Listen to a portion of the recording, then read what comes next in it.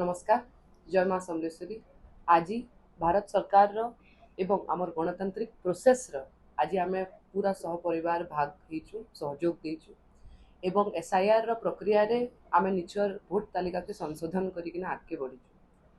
आज मी समग्र BLO agent मान ओडिशा रे जेते भी बीएलओ एजेंट अच्छा झारसुगुड़ा रे एतकी खरारे भी घर घर बुलिकिना से माने ई गणतांत्रिक प्रोसेस के सहयोग करबा लगी तांको मी बहुत बहुत धन्यवाद दूचे एवं तार संगे झारसुगुड़ा एडमिनिस्ट्रेशन के भी मुई प्रशंसा करमी जे बहुत प्रोसेस के स्मूथ करिकिना से माने आगे बढ़ौछन।